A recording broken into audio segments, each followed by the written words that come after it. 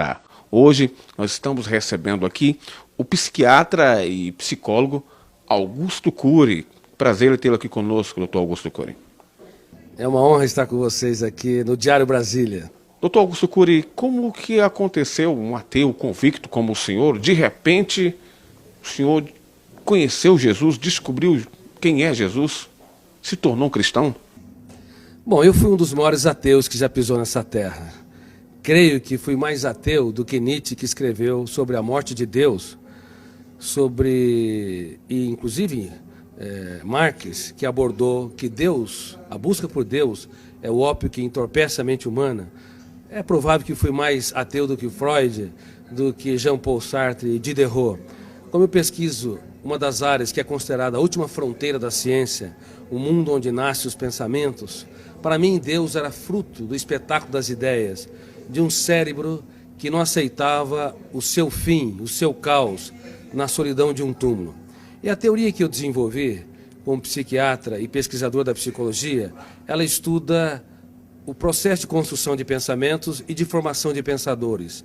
Eu usei essa teoria para analisar como mentes brilhantes romperam o cárcere da inteligência e produziram novas ideias, como Freud, Einstein, Hegel, Kant, Agostinho e assim por diante. E fui até esse homem mais famoso da história, chamado Jesus Cristo.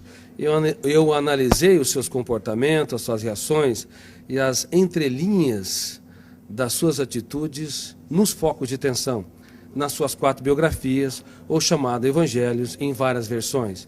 Eu esperava encontrar uma pessoa construída por um grupo de galileus que queriam produzir um herói para romper o jugo de Tibério César, que era o imperador romano. Mas fiquei perplexo, porque percebi que a sua personalidade é tão complexa e tão fascinante que não cabe no imaginário humano. Para você ter uma ideia, no exato momento em que ele foi negado por Pedro, ele olhou para o mais forte dos discípulos, e embora sendo golpeado pelas palavras que bradavam, eu não o conheço, eu nunca andei com esse Galileu, ele não faz parte da história, ele cativou com a sua retina e gritou sem dizer palavras. Na Fortaleza Antônia, ele quis dizer: eu te compreendo, eu te compreendo.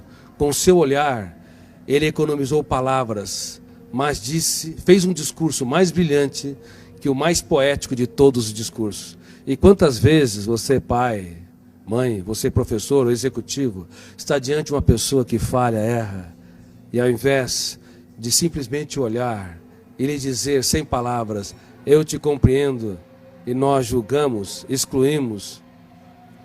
Através de analisar o comportamento de Cristo nesse sentido, eu percebi que a sua inteligência, sua capacidade criativa e a capacidade de ser gestor da sua mente e protetor da sua emoção não tem precedente histórico.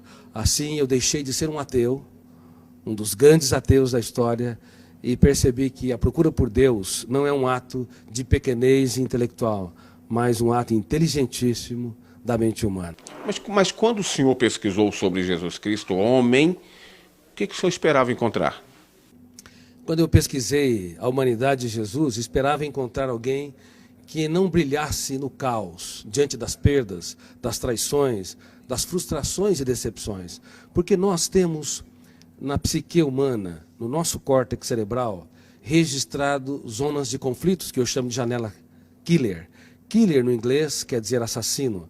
Quando nós entramos numa janela killer, o volume de ansiedade é tão grande que bloqueia milhares de outras janelas e o eu não consegue encontrar informações para dar respostas inteligentes em situações estressantes.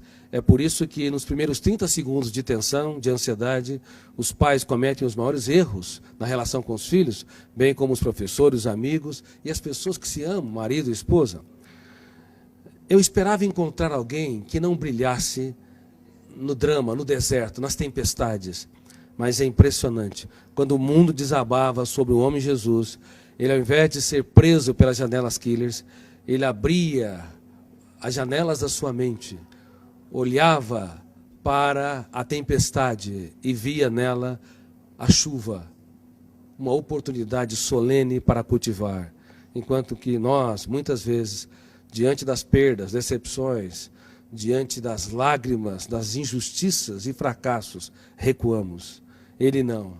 Ele cultivava as flores e usava suas mãos nesse processo. Muitos querem a beleza das flores, mas não têm coragem de sujar as suas mãos para cultivá-la e irrigá-la. O senhor tem, assim, uma noção do que aconteceu? Porque, na realidade, o senhor é um dos grandes cientistas do mundo, um dos grandes psiquiatras, um dos grandes psicólogos do mundo. Essa descoberta do senhor pode ser levada até para um campo científico, e eu poderia até dizer aqui que é quase que dizendo aqui que cientificamente Deus está existindo, ou Jesus é Deus. Exatamente. Ao analisar o comportamento de Jesus nas mais diversas situações que ele se encontrou, eu fiquei cônscio que esse homem não cabe no imaginário humano.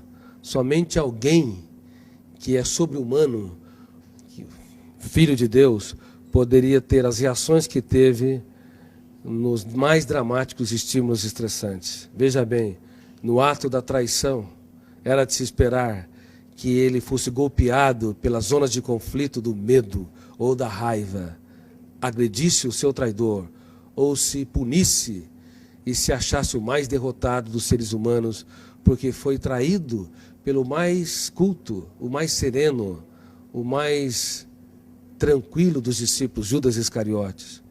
Mas, ao invés de se punir ou punir o outro, ele olhou para o seu traidor e teve a coragem de dizer: amigo, para que vieste?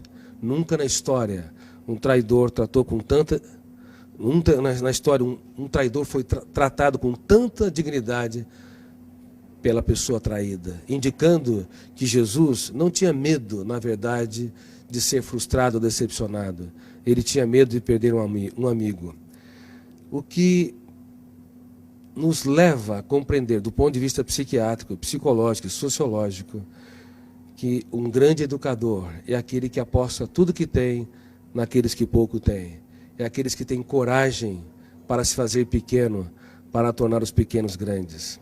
E como eu digo no meu livro, Mentes Brilhantes, Mentes Treinadas, não é possível ter uma mente brilhante se nós não treinarmos a nossa criatividade, as habilidades da nossa psique, como a solidariedade, a capacidade de se colocar no lugar dos outros, a capacidade de investir naqueles que nos frustram, a capacidade de transformar as perdas numa oportunidade excelente para os melhores ganhos e de usar as nossas lágrimas para desenvolver sabedoria. Por favor, não tenha medo dos dias mais tristes da sua vida. Você pode escrever os capítulos mais importantes da sua história quando o mundo desaba sobre si.